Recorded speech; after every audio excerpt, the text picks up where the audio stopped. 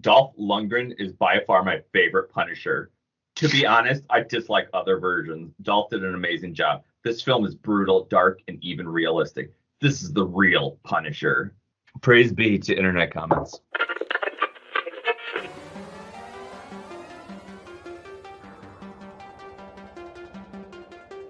It's that time again. Time for the all-new Culture Cast, which begins right now. Welcome back, everyone, to the all-new Culture Cast. I'm Nick, and with me tonight is... The Gorehound reporting live from the graveyard. And Cousin Charles from The Office. We're the dream team, as we've been dubbed by the internet. Ooh, and by the internet, I mean I just made that up. So hey, we're on YouTube now. We're the big time. Yeah, what are you doing? Yeah, we are, and I have to say, I started putting our podcast. Did you start a Bitcoin? No, not yet. That's my next. Oh man, Slicer bucks. Slicer bucks. I have to say, our no one watches my YouTube channel, but I don't even watch it. It's in my feed. Hey, I'm subscribed, so awesome. You're like, we got 3, myself included, of the 12 subscribers right here. Quality over quantity. Yeah. But I will say this: I started re-uploading our older episodes onto the Saltwater Productions YouTube page, and they've been getting, like, in my opinion, strong hits. I was expecting 0 to like 2 views, but like they're getting into the double digits, which may not sound like a lot, but I'm impressed. We had one on horror films from like 10 years ago, and that's gotten like 60 something hits after the first like 3 days of being uploaded. I don't know if people are watching it all the way through. Dude, we are viral now. Yeah. Congrats. So, if any of you guys want to join with your own content for the channel, go hog wild. Cuz, I know you want to. You want to be like, Cuz's views. I'm ready to sell out for you. And you could be like, why? Cuz. Oh, I'm stealing that. That's good. That's good. That is good. Anyway, gents, we're here not to talk about the YouTubes and the TikToks and the Instagrams, but rather something more important in this day and age. Everyone's talking about the Daredevil coming back and the Punishers in the Daredevil, but we're talking about the real important things. Dolph Lundgren's Punisher movie from 1989. Is it the first? I guess, is this the first Marvel movie ever made? No, that honor goes to. Wait for it. Batman. Sorry. The Duck. Howard the Duck. I'm pretty sure Howard the not counting like the movie serials from like the 40s and 50s or any of the TV movies that they may have had, like The Incredible Hulk or Howard the Duck. Whatever. I'm pretty sure Howard the Duck was the 1986. First theatrically released Marvel property. 98% sure on that. If I'm wrong, someone could put down in the comments. Man. What? I love that one. I don't know if I've actually seen Howard the Duck.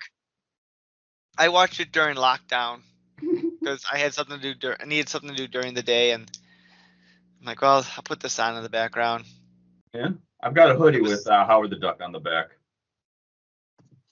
That tracks. Amen. But I can take it from here, if you would. Gorehound, what was your opinion of Punisher 89? All right. This guy here. Dave King is the man crush of the week. Man crush.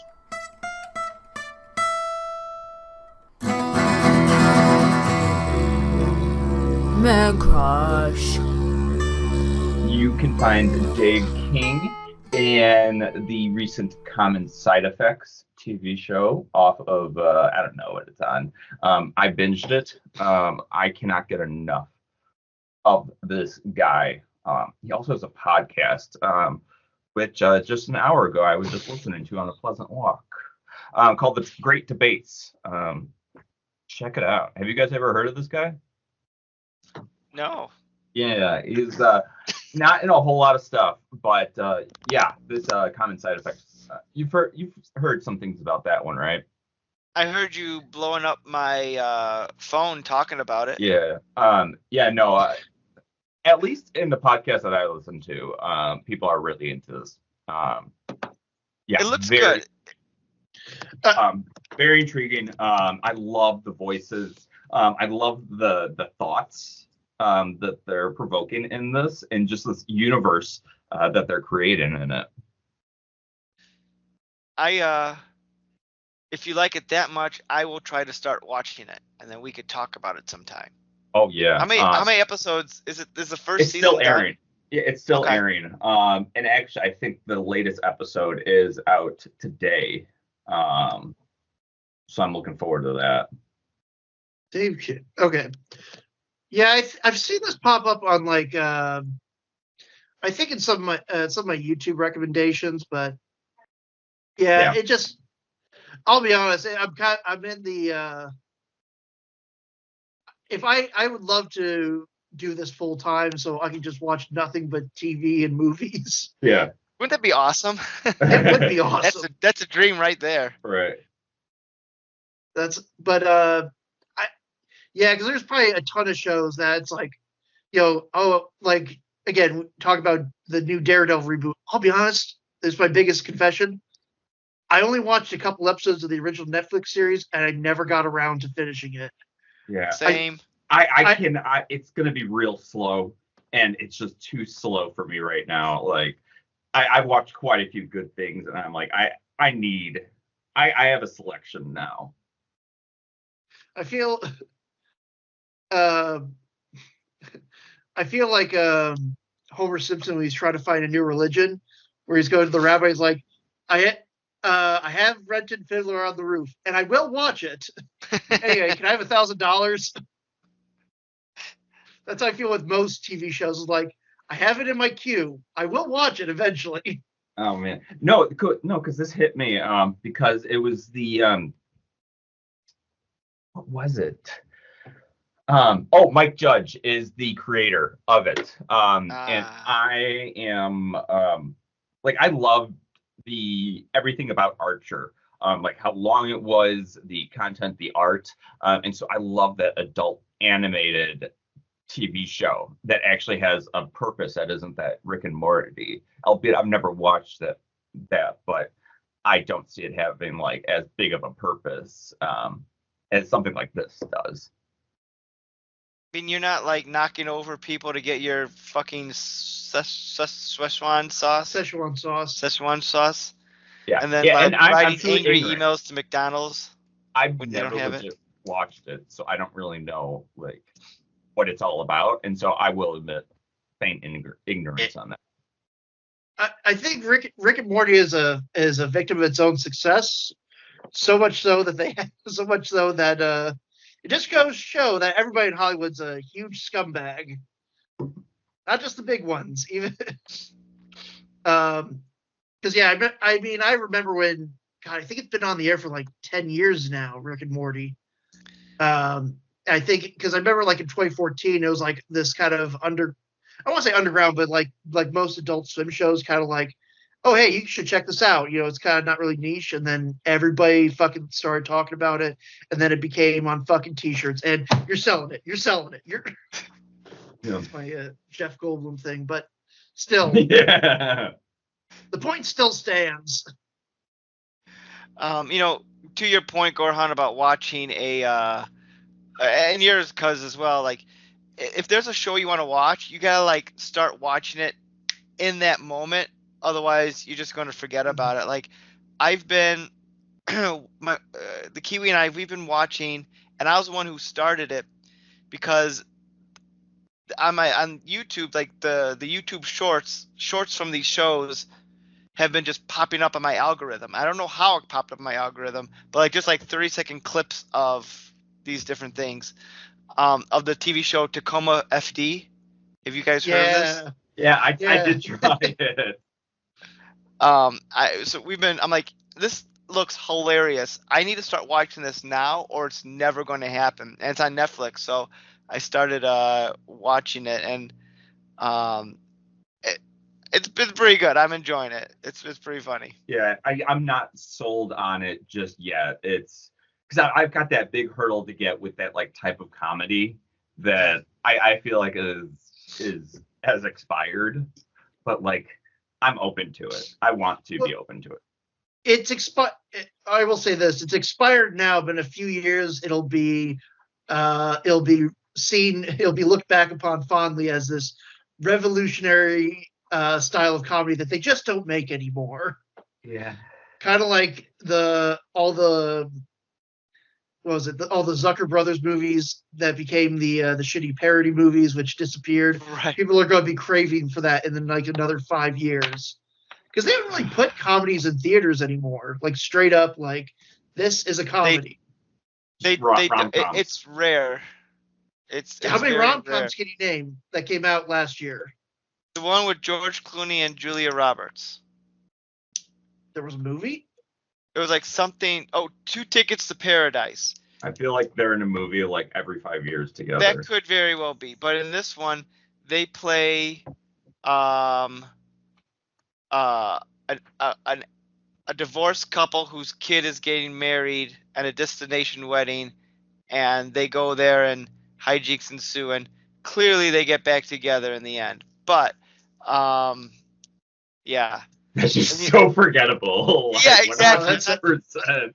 This is like this. I can guarantee you the genesis of this movie was George Clooney called Julia Roberts. I'm like, hey, You want some money?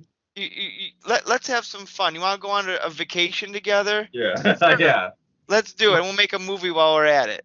What was it called? I think it's called 2 Tickets to Paradise or Tickets to Paradise or something like that. Let's see. The only other comedy I could think of that came out in theaters, I mean, Beetlejuice, I guess, but that's a franchise thing, so that's a little bit different.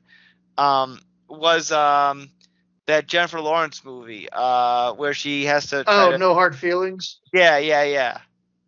But most just get like dumped to streaming because studios are not learning their lessons that if you throw more money at a project, that doesn't mean more money's going to get back. You got to release these mid-level movies as well that don't cost as much, can bring in more money that could fund the bigger blockbusters. Are you trying to like transition into The Punisher starring Dolph Lundgren? Yeah, we should probably talk about that.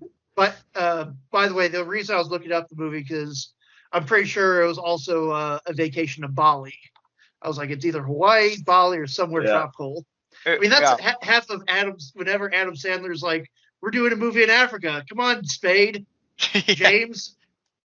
Well, I guess we could, if we're going to transition now into Punisher '89. Well, just the talk of the budget, because I remember there were like a few scenes in this where I'm like, us three could have like made a better set than this. You know what? It's sparse, but it's functional. This movie was made. There are walls. There is a light. Hey, it is a set that is. It's not. There's no Mickey Mouse stuff here. As Tommy was so famously stated. But I think it was like $9 million in '89, which like I looked it up by inflation, it would been like 23 to 24 million. And I think it still looks pretty good. I think it looks pretty good for what it is. You know, I'm going to say something so controversial yet so brave, as you like to say a lot, Cuz. Just my go-to statement. Because you came up with that statement, right? No one else came up with that. That was just all you.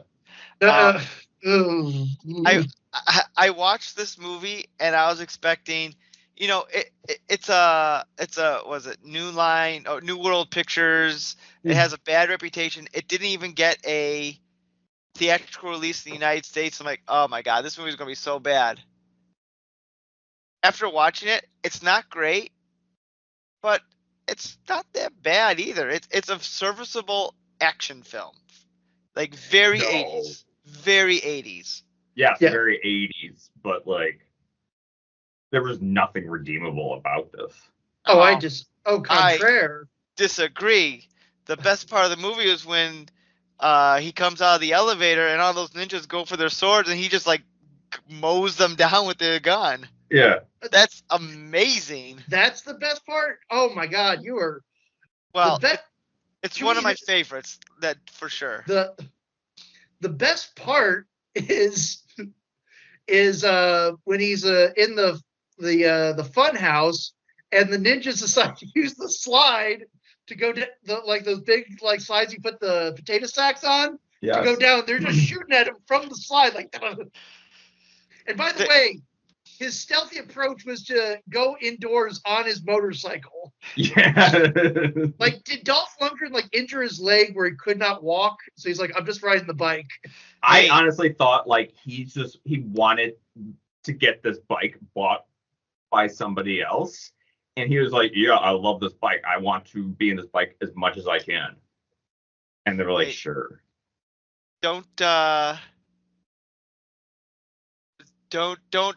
forget the rule of cool. But I don't know. I mean, I'm not going to go back and watch this again, but I do have a soft spot, and maybe that's blurring my vision. Let me back up. I know the faults of this movie. I'm not oblivious to the faults of this movie, but I have a soft spot for like B action films from this era, and because they're so cheesy, so bad, but you could tell like they're really trying, and they're trying to be like, we don't have a story, so let's try to like kill as many people as we possibly can. Which speaking of killing, I absolutely love how in the 5 years the Punisher has killed only 120 something mobsters. Yet in this movie, he kills at least 60 people. So like he half-lifed his killings just in the space of like a weekend.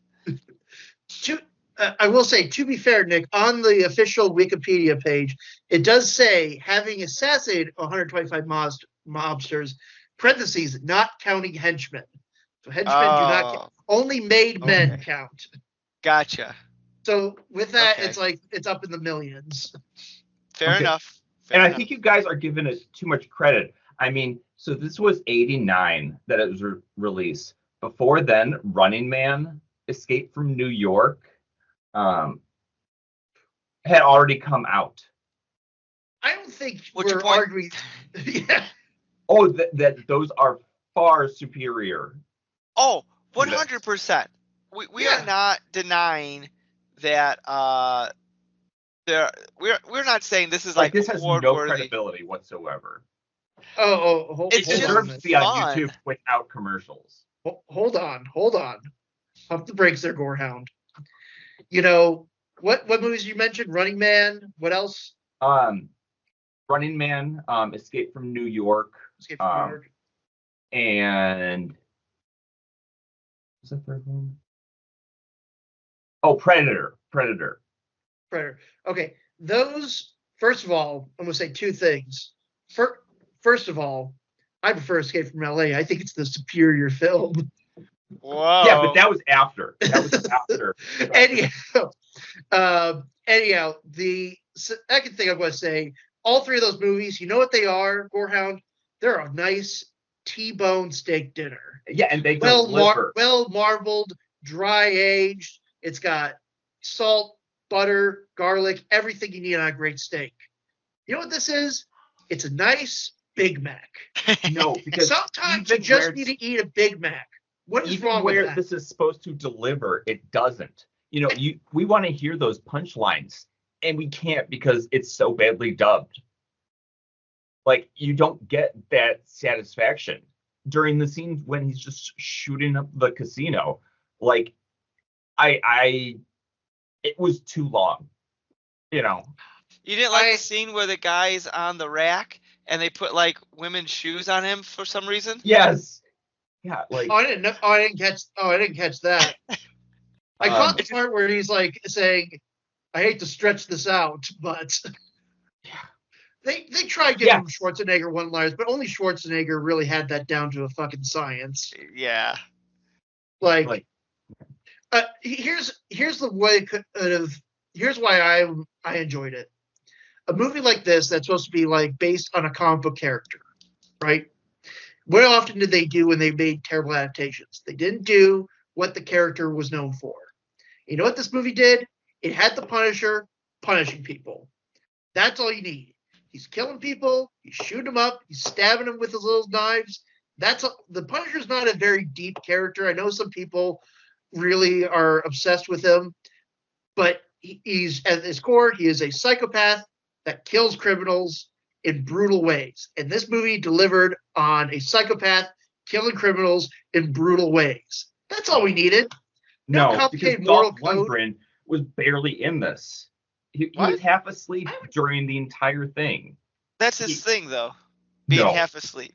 No, he looked like he was about to fall asleep. Have you seen Masters of the Universe? Yeah, he was into it. He was glistening. In this one, he's actually. You know what? The makeup is just like it. For half an hour, I was like, "Is it makeup or does he just have a bad beard?" I couldn't figure it out. So Gorehound, it's funny that you say this, that he looked like he was half asleep. It's probably because I read this, so hopefully what I'm saying is accurate here. It's because he actually was half asleep. He was trying to get in the mind of his character, and he was deliberately sleep deprived. He was deliberately making himself sleep deprived because he figured this character would be weary, and this is what he would do. And so when you say he looked half asleep, it's probably because he was. That's like he was getting in the mind of the character. Yeah, and it shows because we saw him fully nude very quickly. It's called the money shot. And dude, I will give it to that. Like, that is a worth it shot. That's one of the few parts of this movie I was like, yeah, okay, that's pretty like action. Yeah, that's pretty action. Put that on the poster. I will say, going back to Masters of the Universe, and to kind of invoke an "It's Always Sunny" quote, his bird quit on him. You look at Dolph Lundgren in Masters of the Universe, you look at him here, like all the definitions just fucking gone. Like he did not work out. It just seems like he's not cut. He's not built like He-Man. He's built like every man. So Masters of the Universe was 2 years before this. Correct. Yeah. And then how many years was Rocky was 85. Rocky 4 was 85. He had a pretty good couple of years. The era of Lundgren. Him and Jean-Claude Van Damme competing for which foreigner could be the best action star. Yeah. I was always a JCVD fan through and through. I know that you were excited. You were like, I remember when Expendables 2 came out, and you're like, we gotta go see it, Nick. My guy's in it. Yeah. No, where he played Claude Villan. Good one movie. He was one of those action stars that I collected all of his VHS on, like even the bad ones. And I imagine I still have that box of VHS somewhere. So you got Time Cop. Honestly, Time Cop's the only one I know of. Yeah. Soldier. Kickboxer. Yeah. Oh, that's right. Kickboxer.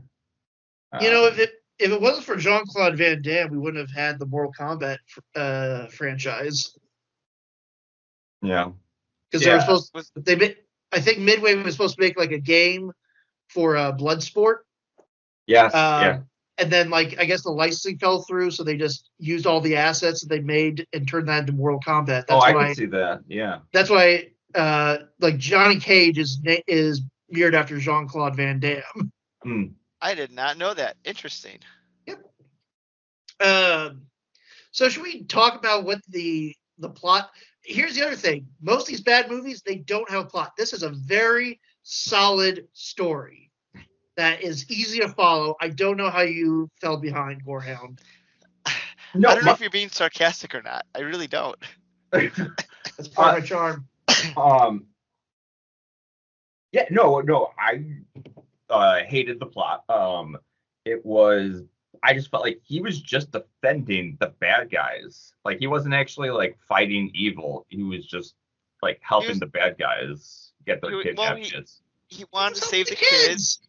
And right, he killed the whole you're really Yakuza. only saving the criminals. Like you're not actually like fighting crime.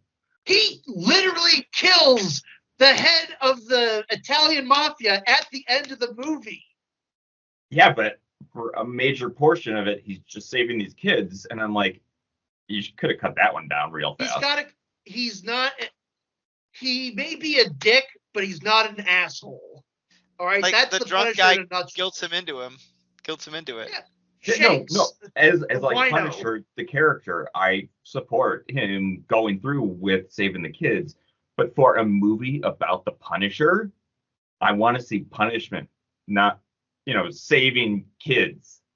He punishes like 95% of the movie, and 5% is him like saving the kids.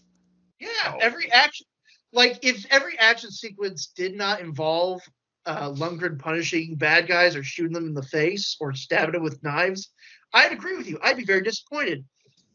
But a majority of the movie, he was shooting ninjas. This movie's got the greatest scene of a man firing a gun since Predator. Like when Arnie and the boys decided to blow up that piece of the jungle. Like he shoots the fuck out of that casino. Yeah. That was a scene where I was like, it's still going. He had a great stance. Like I could tell he enjoyed shooting those guns. Who wouldn't? Yeah, that did look fun. Like, and that's the other thing. Like, if a movie like this came out today, everybody'd be like, "Oh, it's so retro. They're using, actual like squibs and like blanks." Nowadays, it's all CGI bullshit. No, me and Nick have watched some like modern effects, science fiction-y stuff in the past few years, and like you can do it. It's still fun. Yeah, but it's kind of like studios won't go. That won't be their first option. I know they can do it. They should do it because it looks better. But like most, especially the big budget movies, they'll just CGI the blood. It's fine. Yeah. But it's like eating vegan cheese and being told this is being told it's a American Craft Singles. All right. Are either one of those products cheese? Probably not. One's classified as a cheese-like product. But you know what? There's a difference, and I can taste it. Why is this cheese spelled with a Z? It's fine. Nom, nom, nom. So, all right, Cuz, tell me what the story is. Okay, so the story is, and again, this is revolutionary, and I think Marvel should take notes. The Punisher is pre-established. This is not an origin story of the Punisher. The Punisher's been doing his punishing thing for the last 5 years, taking on the mafia, killing 125 mafiosos in a one-man war. Essentially, the Punisher is just doing his own thing, right? There's the police trying to bring him in, and of course they can't because he's so goddamn good at being the Punisher. Yeah, dude, he had a badass relationship with that cop. I was in that cop's corner. That is like, if this movie had more, like an extra half an hour, that would have been in the prologue. And it seems like at one point they filmed a more proper prologue because we get like these flashbacks to his like canon event of Frank's family being killed. And it may be just that he had, like, Dolph was such a bad actor in this that this other guy, the black cop, he was great. Like, it doesn't matter like how good or bad he was, like compared to Dolph, it was beautiful, and that's why it was so intriguing. Louis Gossett Jr. He's a He's a properly trained badass actor. Has done like 1 billion things. Died about a year ago. Oh, really? Oh, Downer. R.I.P., man. Okay, so anyhow. He was in Roots. People, Roots. Anyhow, the story. So the Italian mob is like, you know what? The Punisher's been taking ahead in all of our organizations. I'm reorganizing all the families under one roof, and we're going to take back our city. But They want communism, but for the mob. Exactly. But look who comes a knocking. The Yakuza, who sense the Italian mob's weakness and want to take over the city, led by a woman, crime syndicate, Yakuza S? I don't know. What do you call that in the Yakuza? I don't know. Yakuzo? Yeah. Her name's Lady Tanaka. Lady Tanaka. Is she a Marvel character? Fuck if I know. Probably not. They did back in these days. They didn't care if it was close to the comics. Yeah. Stan Lee, his name was in there though. Well, this is true. Cameo. You continue, I'm going to look up Lady Tanaka. Let's see if she's a character. So Yeah. Okay. So Lady Tanaka's again, she's going to go war with the mob, and so her big move to kind of get the mob to bend to her will is to kidnap all the head of the mob's children and not hold them for ransom, sell them into slavery. So this woman is fucking evil to the fucking core. Well, it said like she killed her like twin brother, I guess. Yeah. Because he's like, yeah, he owed money to the Yakuza, and she fought him off and eventually got into the Yakuza, and they're like, you got to prove your loyalty. Hey, it's a Section 31 situation. There you go. Oh, shit, you're right. Oh, man. I would rewatch this movie than rewatch Section 31, because at least this movie was entertaining. Yeah. Okay, so the Punisher is then convinced by his wino informant Shakes, which is short for Shakespeare, that about these kidnapped kids. Punisher's like, I ain't gonna do it. Let them kill each other. But then he's like, he has a change of heart because Frank, he tries. He wants to, he still wants to be that dad that couldn't save his kids. So he rescues 9 out of the 10 kids, but then except for one. And then we've got a deadly alliance. Frank gets captured briefly, then gets released by the mob, and then him and the head mafia guy, no one else, decide to break into the Yakuza's place to get the kid back and get some sweet revenge. That was a great twist. I did not see that one coming. Yeah. Will they learn a thing about friendship along the way? Who knows? It was a perfect story. Everything was structured great. I really don't know where you had problems with the story, Gorehound. Elaborate. Because I have to say, you forgot one thing. It's key. The essence of cinema in this movie that in order for the mobster to get Frank to work with him, he kidnaps his cop friend, Berkowitz. And Berkowitz promptly escapes. But before he escapes, he takes a piece of pizza off the floor and eats it. Which apparently that was just ad-libbed by the actor. Love it. That's absolute cinema. This pizza go to waste. Nom, nom, nom, nom, nom, nom, nom. I love it that it's just like the one delinquent.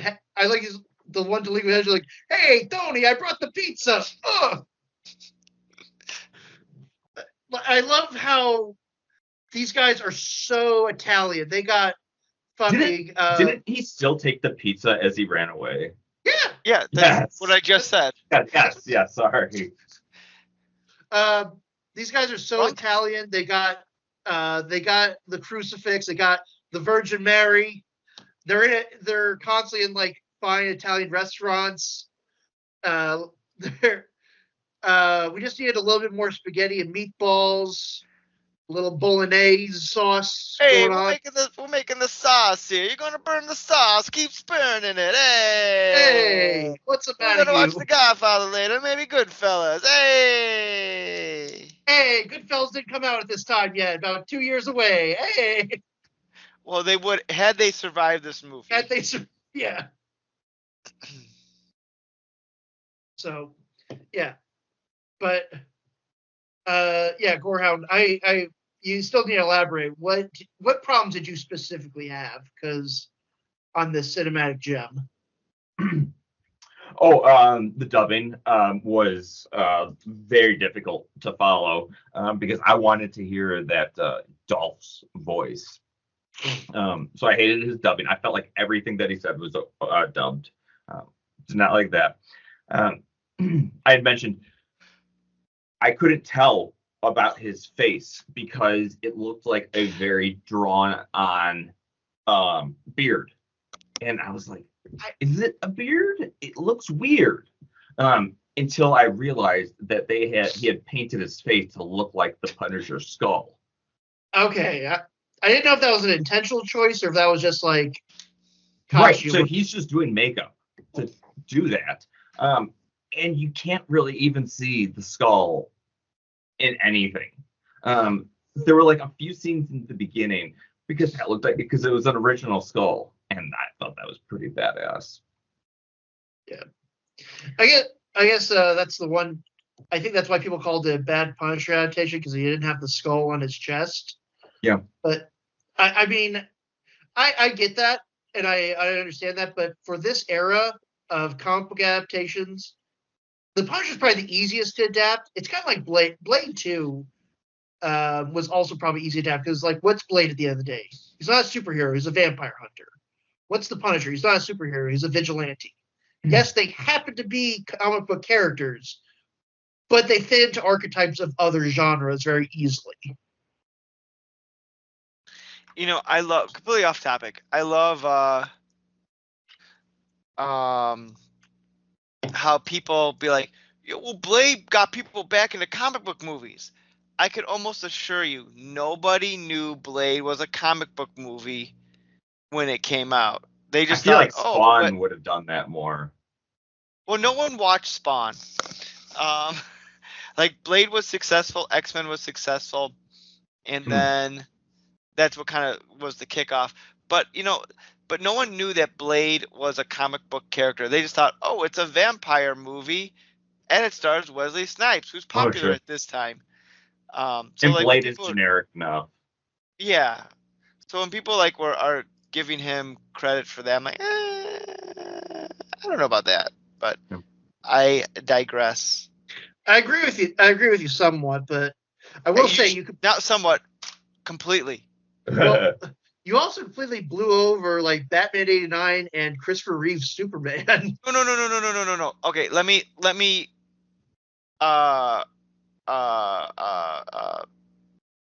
Easy RFK.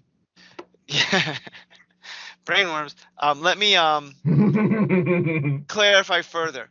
There was a superhero boom of comic book movies in like the early 90s based on the success of Batman, and then those, like, Batman also killed it with Batman and Robin, and then there was like nothing around. People didn't want to do it, and then once Blade, X-Men, and Spider-Man all hit like one after another, it kind of gave studios like, ooh, maybe there's money here, and then, you know, it kind of blew up from there. So I'm not discrediting that. I'm just saying, like, the modern era kind of might have started around then. Anyway, that's neither here nor there. We're getting way off topic. To continue. What on this show? To continue my rant, the buddy cop performance between the person who wants the job and the seasoned cop. Like, we saw RoboCop this same year, and that was just the greatest relationship. This one, they're trying to give us the detective and somebody we don't even really know. Like, You There's mean your nothing in this computer release. is going to try to help us? A computer? I don't So- think so. I've been tracking this guy for 5 years. I know how he thinks. It's such an Okay. 80s cliche as well. Right. Well, she's a lady boss. She's like, I'm the New York City detective. We worked on a case together. I was the hooker. You know, I will give this movie credit though in that they didn't like when they're partnered up. It wasn't a case of like you're a girl and you can't do this. Well, I'm going to show you that I can. It's kind of like, all right, you're my partner now, and like her gender didn't even matter. Like that was like in this era of movie, it would have been like you can't do this. You're a girl or something like that. Watch me. I'm a lady. Yeah. And so the movie didn't stoop to that. So No, it I didn't. say, good job, movie. Was 1987 to 89 like the best years to release a movie? Probably. I feel like all these great action movies that I'm looking up are between those years. What year? Yeah, Die Hard came out around then, didn't it? Yeah, same year. Or no, I think it came out 87, 88. 88.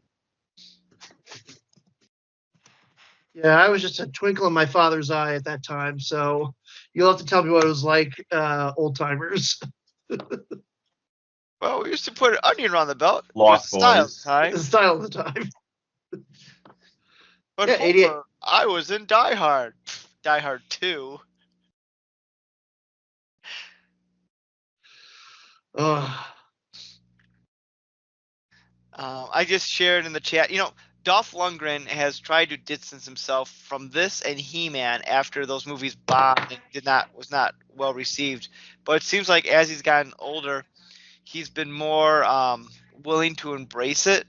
I just shared in the chat here a picture of Dolph Lundgren recreating the first appearance of the Punisher in the comics. Oh, that's very nice. And so it seems like he's more, maybe not appreciative, but like he's embracing it a bit more, which, Yeah. you know. Well, it's kind of like you got, okay, I mean, what else does Dolph have? The only thing that Dolph really had was Ivan Drago, right? And a PhD. That is Universal true. He does have a Soldier. PhD. He did pop up in, I was going to say, I just remember, my memory just kicked in. He did pop up in, like, I think season 5 of Arrow. He did. And he was in both Aquaman movies. That's What true. was he? He was some villain in Arrow. Generic Russian gangster that Yeah. Oliver Queen had beat the shit out of. That's cute. Yeah. I remember when they cast Dolph Lundgren in Arrow, I'm like, really? They got Dolph Lundgren? Not that Dolph Lundgren's some like, high-end actor who, but I feel like that's a big get even for the CW or for the CW. Yeah. That Sure. Hey, he had maybe he had a boat to pay off or had some like taxes he had to fill out. I don't know. Yeah. maybe. But that is crazy to think about. Yeah, he was on the CW. Then a few years later, he's popping up in Aquaman, which made like $1 billion at the box office. Like that's nuts to think about.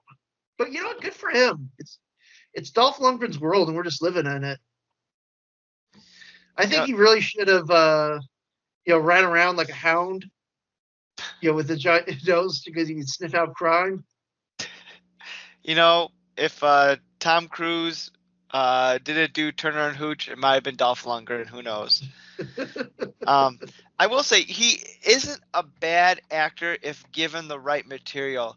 Like there's in Creed 2 where he reprises the role of Ivan Drago. There's a scene in there with him and Stallone, and if you haven't seen it, I highly recommend YouTubing. It's on YouTube. It's really good of a scene, and it's like this is better than it should be, and it shows what you could do with the right material. That's kind of like Schwarzenegger too. Like if you know how to use him, you can actually get a good performance. He's not just a dumb guy reading lines. Like you gotta know your limitations. But like, if you use him in the right role, yeah, he's perfect. Can I use AI to find the funniest Dolph Lundgren movie? Probably. AI can do everything. In fact, I'm not even here. I'm a. All right, we have to. Gorehound, I have to tell you, I don't really have a cousin Charles. This has just been an AI program I've been using for the past 10 years or so.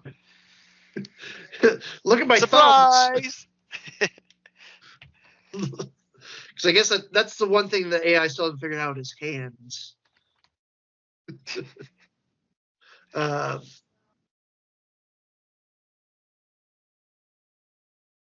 Dead space. Dead silence. What a podcast loves. Okay. Dolph Lundgren's most successful comedy is Kindergarten Cop 2. Oh yeah. If that came out in 2016. So is that what we're doing next week? After Twilight, of course. Oh, absolutely yes. I need some time away from Dolph. No. that was a lot. You need time away from Dolph? Yeah. I need all Dolph all the time. But like me and the Graveyard Queen, like we powered through this, and it was tough. Oh, you made her watch it? Yeah. Because it's better than all the other bullshit that I watch. So you know what else? It's a brisk 90 minutes. yeah. No fluff. That's the other thing. Mine didn't have any ads. Yeah, neither did mine. I was shocked. Because I was I wanted. none of my. What's that? I wanted ads. I was like, Jesus, just give me a break. Hey, this is not a great movie. I'm not saying this is award winning or I'm ever going to go back to rewatch it, but for like an 80s cheeseball action film, it fit the bill. Not highbrow. Don't have to think about it. It's just kind of fun watching it, and then you forget about it. I was folding laundry when I was watching it, and it was wonderful. Were you pretending to punish the clothes? Yeah, it's punishment season. Goran, let me ask you this: if he wore the Punisher logo T-shirt, would you have liked this movie more? Yeah, if he had actually featured the cool logo more prominently, it would have upped my satisfaction rate. I wonder why they didn't. Because like it's not like I know like back in this time having like the outlandish comic book looks, people didn't want to risk that in movies, but like you didn't have to give him the white gloves or boots. You could have just had him a shirt with the logo on it, and it probably would have worked. I don't know. I mean, that's what they did with the Thomas Jane Punisher. It was just spray painted onto like I think like a Kevlar vest or something. That's all it needed to be. Yeah, well, the Tom Jane one, that was a T-shirt his kid gave him. Yeah. I think the second one, Warzone, was the painted on chest, but I haven't seen that one. I'm just going based on what I remember of pictures. But yeah. Here's a question to the dais. So in the next couple of years, Marvel is trying to get people interested in their movies again. We got all these like cameos and stuff like that. Tobey Maguire's come back, Hugh Jackman's come back. Do you think? And they made it kind of a cheeky reference to this in Deadpool and Wolverine. But do you think we could see Dolph Lundgren return as the Punisher as a cameo in Secret Wars? Yeah, nothing is sacred. Nothing is sacred. No. Come on, the guy needs a paycheck. Give me that I don't know. cheap Marvel money. If Downey could come back, surely to God, Dolph can. It's weird. I'll tell you this. It's weird. They could throw a cameo in there. They could do a Flash style cameo where they'll just have like an orb of him coming by. So good. But like I don't know. Just because this is not the most well remembered thing, but on the flip side, distance makes the heart grow fonder. I can see people like I'll admit, I haven't seen Deadpool 3 yet, but I know when like I'm way behind the times. I know when like Elektra came out and Is Ben Affleck still your Daredevil? I know there were some other like cameos they had in there, and people lost their goddamn minds over it. I'm thinking, no one liked Elektra, that movie. Why would they be excited by this? And then when they had the Spider-Man 3 movie, and like Andrew Garfield came up, and they're like, Andrew Garfield, fuck yeah! I'm like, but nobody liked those movies. Why are you excited to come back to this thing? That was a weird phenomenon because I was excited to see all of the universes crossing, but I don't know why. I mean, that's a cool novelty idea, but like after that, there was like an online push for like, we need Amazing Spider-Man 3. I'm like, no. Oh yeah. People are still saying Sam Raimi make Spider-Man 4. Right. There's still people saying Tobey could still do it. And I have no doubt he probably could, but that ship has set sail. At least with that series, people seem to like that one when it was coming out. The third one excluded, but like I felt like nobody liked the Amazing Spider-Man. But people were like excited about it. So, I mean, I don't know. I think. Okay, just a brief aside on other actors playing popular superheroes. I think a lot of people were, and I think even myself included, did enjoy his portrayal as Spider-Man. Mm-hmm. I didn't really care too much for his Peter Parker. I thought he was too cool for the role. Like he was trying to be like edgy, he rides a skateboard, he does all, he's moody. I'm like, that's not really Peter Parker, but well, I think Spider-Man was pretty just good. The fault of that entire movie, the emo Spider-Man, like there's no retribution for that. No, it's a symptom of a much larger issue, which I think in future episodes we'll get in touch with when it comes to Spider-Man and their unfortunate corporate overlords at Sony. The Spum universe. Yeah. But like it's weird. Like maybe if they brought him back, people would be like, "Yeah, Dolph Lundgren." Oh, absolutely. Every nerd in the fucking theater would clap like a harbor seal, going, or Yeah, because they would probably do it correctly. You have an image of Dolph Lundgren, Thomas Jane, and then John Bernthal, because I think Ray Stevenson's dead, so you can't bring him back. Hey, I mean, you can AI shit, baby. I was gonna say, Disney has it. If you do like a Ghostbusters Afterlife where you CGI them. Speaking of Ghostbusters, because I can't stop talking about it. If they ever make like another Ghostbuster movie and it somehow becomes a crossover with the 2016 reboot, I guarantee you people will be like, "Fuck yeah, they're bringing them back. They need a sequel to that movie." Absolutely, yeah. Absolutely, yes. I guarantee you people will be like that, even though nobody liked that movie when it came out. But it's like, oh, I know what that is. I know what that is. Yeah. That's a thing I know. Right. It adds to your credibility. Yeah. But I did just watch Afterlife, and I think it was the most like severe time I've seen a movie that came earlier in the sequence before seeing the next. Because I had seen the most recent Ghostbusters without seeing Afterlife, and so it was the most severe instance of that where I was like, I already know how this ends, but like I'm still enjoying it. It was a really fun movie. I have not actually watched Afterlife. I did see the clip on YouTube of like the original Ghostbusters getting back. I'm going to say something that's going to sound really bad out of context, but it's kind of weird. I get that they basically CGI'd Harold Ramis as a ghost. That I think that was one of the weakest points. Which I will say, what's the weird? That's not the weirdest part. The weirdest part is like, okay, Bill Murray, Ernie Hudson, and Dan Aykroyd. They all look like how they look now. Like you see them on the streets. No offense, but Harold, you kind of packed down the pounds the last couple of years, and now your ghost is basically you from 1980, but with gray hair. that was deliberately done because they wanted to. They wanted to age what Egon would look like, not so much what Harold Ramis looked like. Yeah, but everybody else looks like the respective actors if you just saw them out on the street. I'm just saying.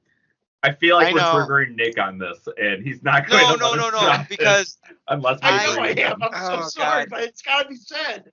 I won't No. stay quiet on this.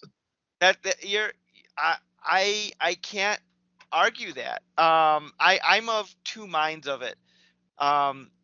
First, in my mind, just as a technical standpoint, I don't like it when they resurrect dead actors for CGI characters like that. It seems icky. So maybe that's why I'm more accepting of what they did in Ghostbusters because they resurrected Ernie Hudson. He's already alive. They resurrected Harold Ramis, but not exactly. They did it differently, so it was an easier pill to swallow. I don't know. But I have big problems with the end of that movie, so we'll save that for the Ghostbuster Afterlife podcast. Yeah. I also did want to bring up the other thing I did want to mention because Mr. Lundgren I believe he's a natural blonde. And in half his shots in this movie, he looked like Creed when he put the ink toner in his hair. Like that black just did not look right. And he's also looking. I think there's a lot of similarities between him and Edward Pattinson, the Twilight guy. He seems to. I haven't seen that movie yet. We're going to talk about it next week, so no spoilers. There were a lot of scenes where I was like, I see the resemblance in this. Very similar. So you're saying that Twilight is like the Punisher. Yeah. I mean, it's a punishment to the senses, but Same universe. Same universe. it's the same universe. I mean, I would love if the Punisher showed up and fucking shot Edward Cullen and the rest of his family right in the face. There's no rules in that movie that says they aren't bulletproof. I looked up the director of this. His name is a guy by the name of Mark Goldblatt. Goldblatt. And he's not had a huge directing career. He directed, looks like this and the movie Dead Heat, which I've actually seen that. Yeah. What's that? I saw that when I was a kid. It was like on HBO late at night. It's like a zombie movie or something. Yeah, I thought I imagined the movie for a long time, but then it came up in like my algorithm. People like talk about bad movies. Like, I remember this. I saw this. All right, we're going to have to track this one down and watch it. But what was the name? Dead Heat. Yeah. But I will say this: he has a very prolific career as an editor, and some of the movies he has edited include Halloween 2, The Terminator, Commando, Rambo: First Blood 2, RoboCop, Terminator 2, which he was nominated for an Academy Award, True Lies, Showgirls, The Rock, Starship Troopers, Bad Boys 2, X-Men: The Last Stand, SpongeBob movie, a couple of the Twilight films, it looks like. So he's like had quite the career so he dropped the ball. Editor. May not be a good director or the greatest director, but he definitely can be a good editor. Dead Heat also has Vincent Price in it.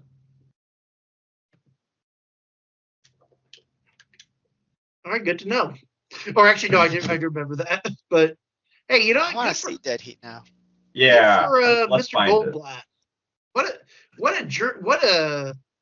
I'm assuming he's dead, or is he dead? I don't have that information.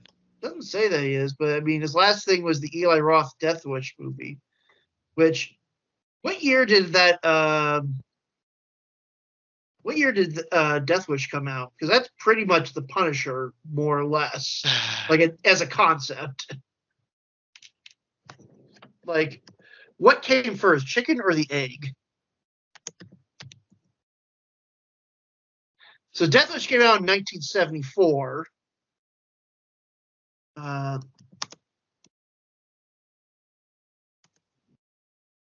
Dead Heat is on.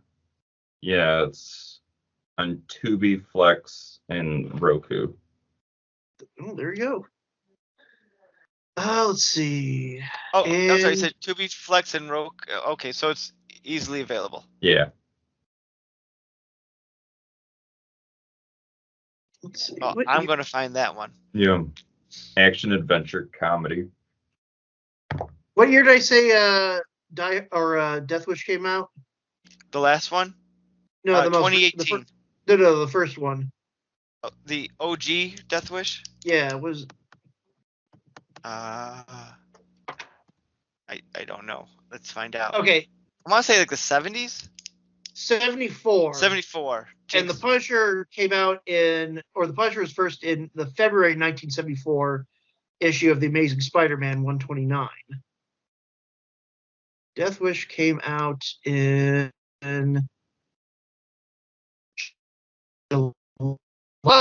July.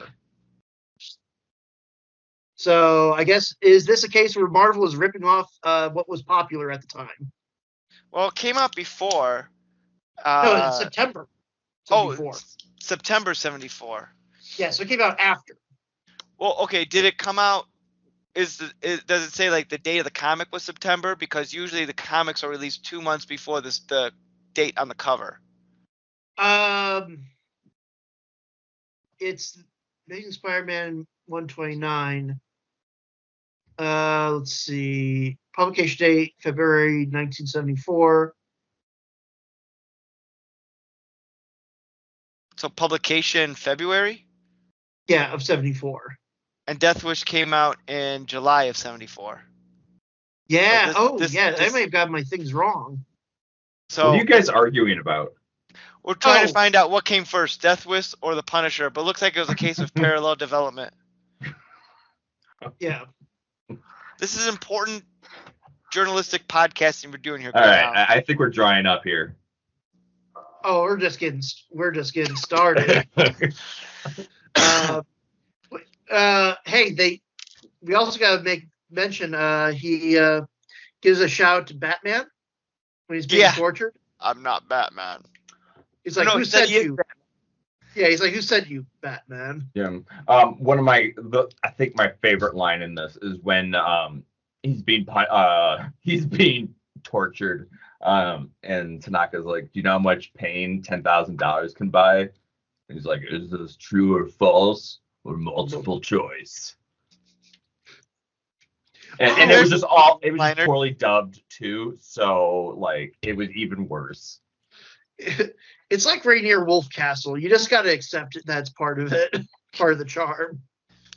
Also, we did. I have not mentioned Shakes, who is again the best wino in cinematic history. Like he gets kicked out of a bar. I guess he's Punisher's informant on the streets, and the way the Punisher brings him to his attention is a little monster truck that's got a bottle of unlabeled wine in the back or some sort of booze. Because he can't show his face in the light. Exactly. Even though he was at the very beginning of the movie, when the bad guy gets out of jail, or the monster gets out of jail, and he's like, the Punisher, I don't care about that. The Punisher is clearly there, like watching the whole thing, and no one sees this guy in clad black thinking, that's not suspicious. I mean, we only see his boot, but like, if you think about the reality of the scene, right? Just this guy being real creepster. Well, no, we're ignoring. You're forgetting. Like 5 minutes later, so he kills that mobster, blows up his house. The mobster like stumbles out and like falls dead. The news media is right there, like filming this. They're like, oh my god, look at this, and the Punisher's standing there in the fucking doorway as like the house is on fire. Like Oh, Nobody that had was a so good camera shot of him. badass. I was So you do like something in this movie, Gorehound? Yeah, I forgot about that moment because Yeah. I was like, he's just taking his sweet ass time, just taking it all in, and he walks off, blows up immediately. That was pretty cool.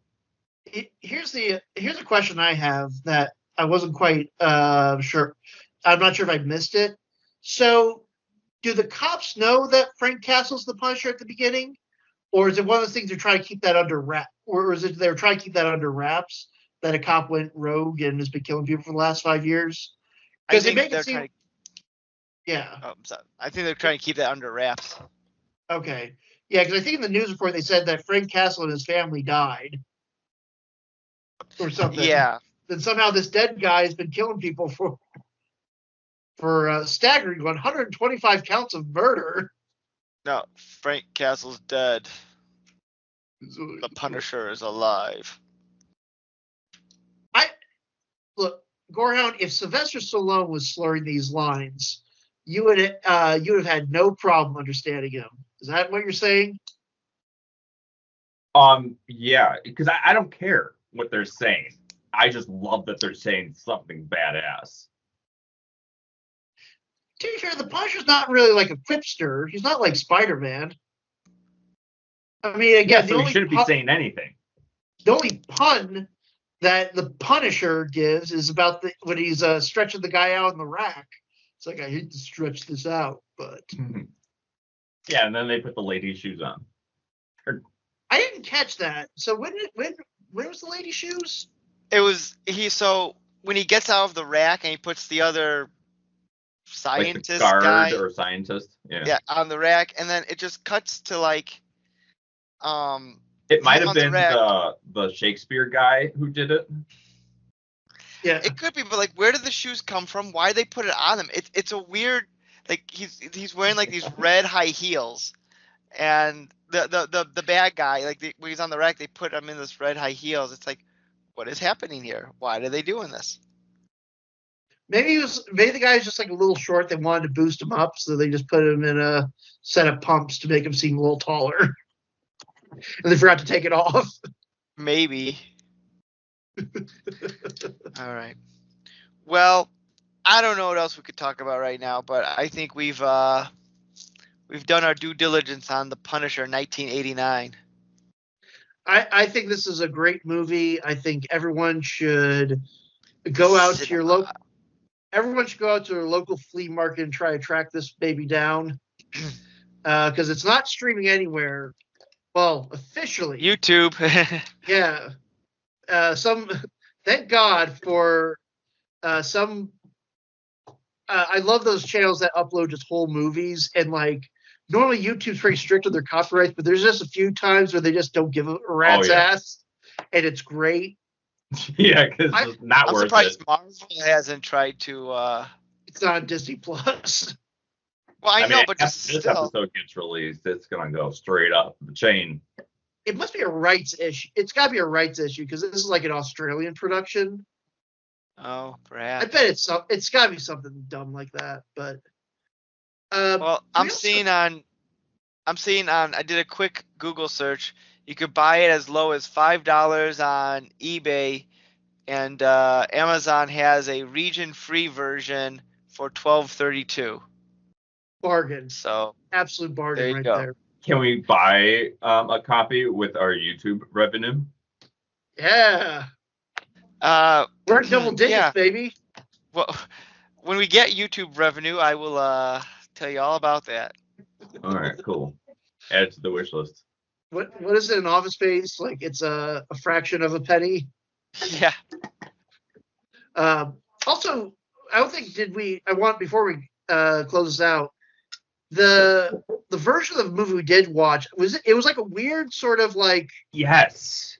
There were scenes interclipped. The violent scenes were from a different movie.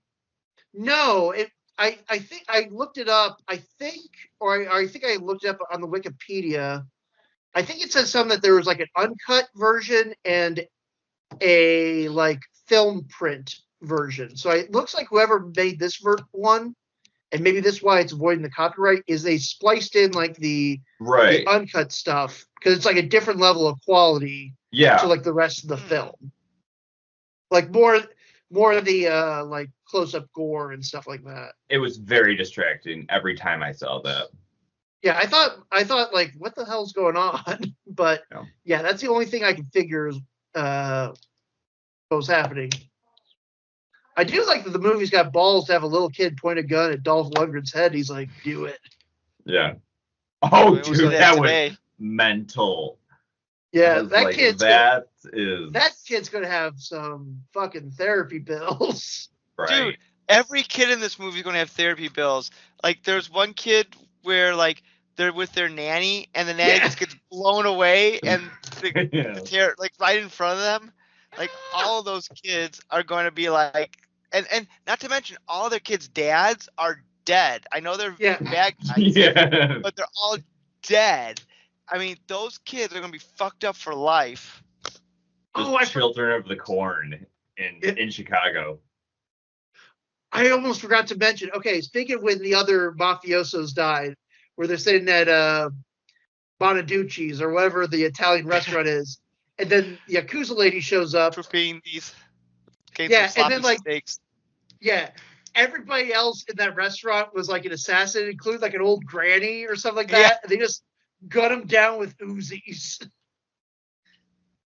or gun down the henchmen because the other mafiosos were dead because the champagne was poisoned, which seemed to be sound activated. Like she was running her finger over the. I was waiting for that. Yeah, but the one guy didn't drink because he had heart medication. But he got yeah. Also, we you're didn't so observant. I love it. Yeah. Mrs. We also I love that Mrs. Tanaka at the end. She's in the weird like geisha gear, like fully done up.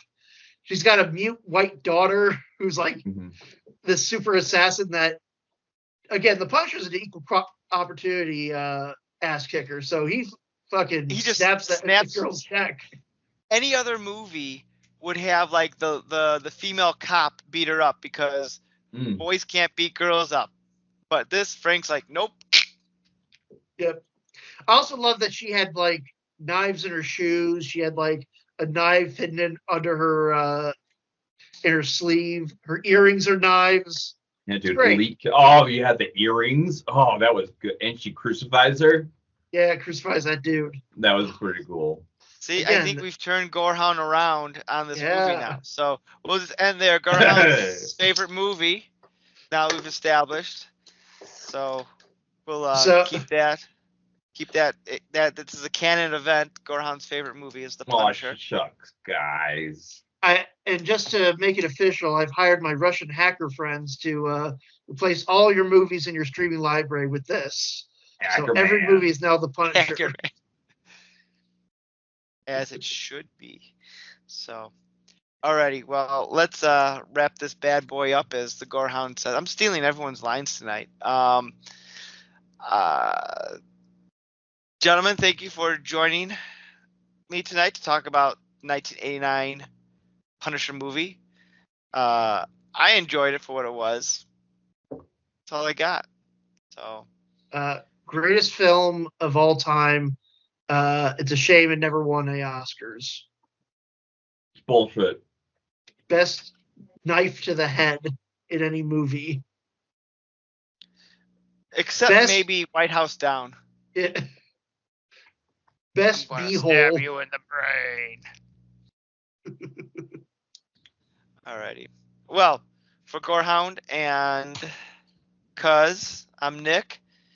This has been the All New Culture Cast. Thanks for watching, everyone, and we'll see you next week when we finally discuss Twilight. Have a good one. You've been listening to the All New Culture Cast.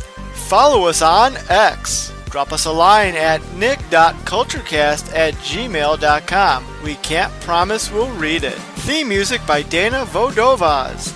Check out their work on YouTube at Vodovaz Music Productions. This has been a Saltwater production. Thanks for listening.